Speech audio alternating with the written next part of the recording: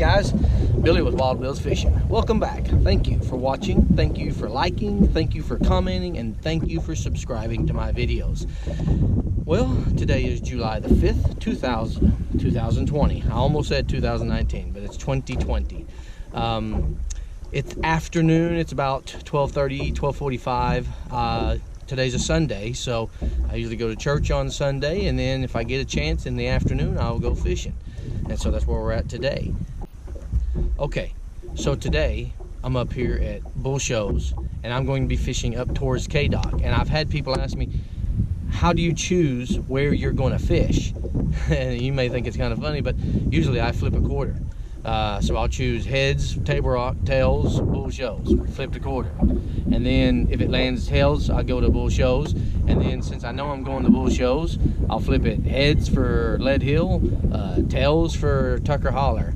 And then if I go to Tucker Holler, I'll flip it again and go to K-Dock or Horseshoe Bend or somewhere like that. It's just kind of fun to let fate decide where I'm going to go, see if I can catch fish wherever I go. And so that's a lot of times how I choose the place that I'm going to go fishing. And that's that. Anyway, the wind is blowing about 10, 12, 13 miles an hour right now. It's supposed to be dying down towards the afternoon. We'll find out. Let's just do what we do best. Let's just go fishing. Thanks.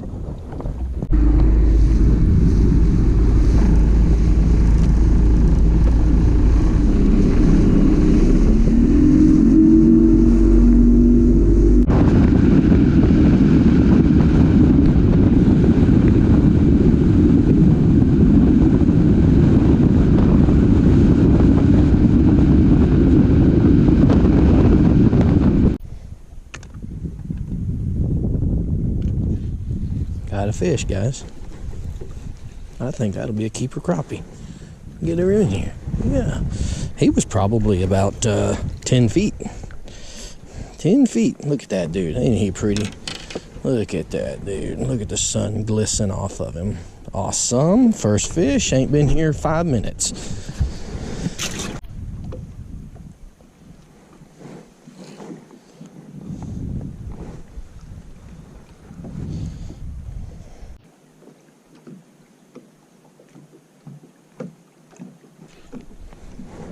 There's one.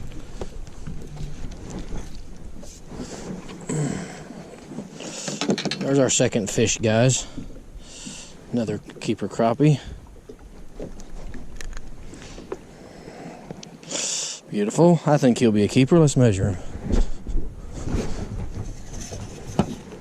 I think he'll make it. Oh yeah, easy.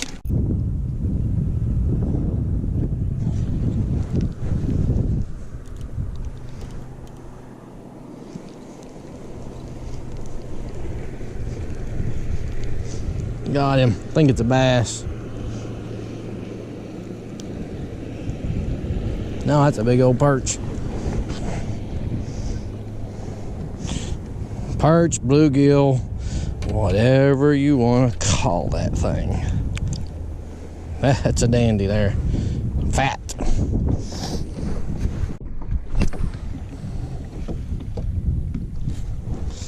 Guys, I went over this brush pile and sonar showed fish on it. I think I see what was on it. I wasn't down there 2 seconds. This guy hit it. Hey, but I like to eat them, guys.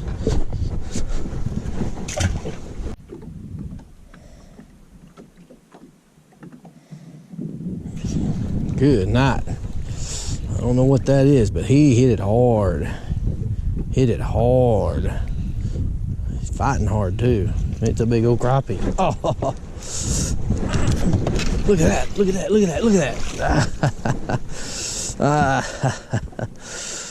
Oh boy, that was something else. That was Billy gambling. Billy gambling. I don't know if I'll show that one on camera or not. That's just not smart when you're trying to keep them anyway. I'll show it only because I want you to see that if you have a net ready, a lot of times them guys are stunned from the fight. But it's not smart not to have your net.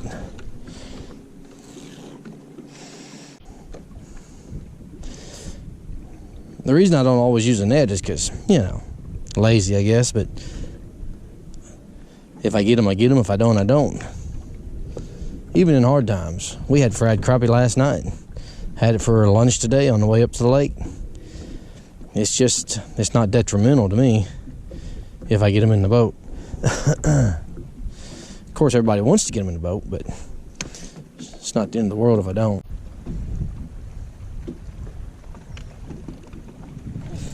There's one. Oh, yeah. Oh, yeah. That one, I don't know. He might be a keeper. He might be. He hit good. Hit real good. He hooked good. He wasn't going anywhere. Golly. My goodness, no. I don't know. He may be short. Let's see. Oh, on these skinny crappie, make sure their head don't stick out through this hole. You'll lose a ½ an inch if that's the case. Just like that one, he was about a ½ inch under the line, and I'm like, oh, I would have thought he was a keeper. Well, then I look, and sure enough, his head was sticking through that hole.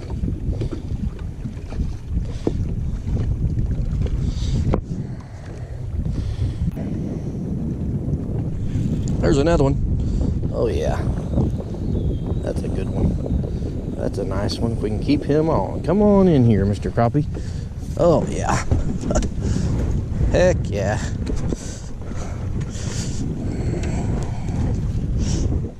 Oh boy, oh boy. That's a good one. If I can get the line untangled from my jacket. Oh, what's that? 1, 2, 3, 4, 5? Okay, well that's not too bad for January. There's another one. Oh yeah, I think I found a little school of them. Oh, that's a good one. That's a really good one. That's a dandy. Oh. These fish are biting right at 20 feet. They're pretty good ones. I've caught 2 off that one little spot right there. So maybe I found a school of them down there.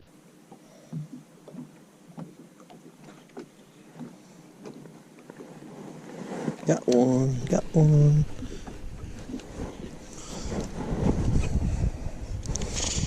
I don't know if he'll be a keeper. He hit really good. I think he'll be a little short. Oh yeah.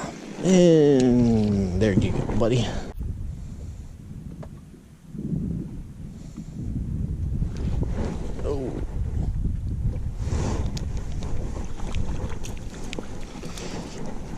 Oh, that's a keeper. Boy, that was dangerous.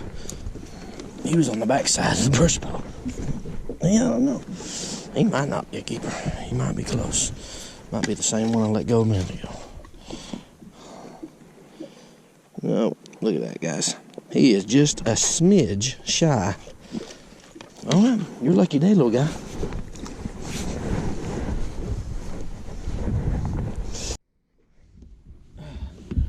There you go, guys. January 5th, 2020. This is my January episode to show that you can catch fish year-round. You may not catch huge numbers, but a lot of times you can catch huge fish. You can get out here and catch enough to have supper one day through the week, and that's good enough for me. I've got about 7 keeper crappie in the live well. I only had to turn loose 2 or 3 crappie. I really didn't catch that many short fish today. They were hitting somewhere in the neighborhood of, I caught some of them fish as shallow as, I think, 6, 8 foot, 10 foot, and then some of them down around 20 foot. So they were all over the place today. It just, when you get on these brush piles, you need to just go shallow to deep, deep to shallow, up and down, probe them brush piles, probe that structure. If it's standing timber, see where the fish are, see where they're striking, change colors if you have to from time to time. It's the same old thing, you know. There's no special formula to getting out here and catching fish. People ask me all the time, how do I know how deep to fish, where to fish? You ain't gonna like what I'm getting ready to tell you, but there's nothing that beats good old-fashioned time on the water. That's what it takes. I know that's not what everybody wants to hear. There's no special formula to coming out and catching fish. You just got to spend time out here, and nothing beats that. I wish I could help you more, but I can't. Get out here, fish, see what they want, when they want it, how they want it, and excuse me. Like I say, those who are persistent and spend a lot of time on the water, they're going to usually be productive, be successful at catching a few fish. Guys, thanks for watching. Thank you for liking. Thank you for commenting. Definitely thank you for subscribing to my channel. I really appreciate that. And until next time, I hope you get out and do some fishing of your own. Have a good day.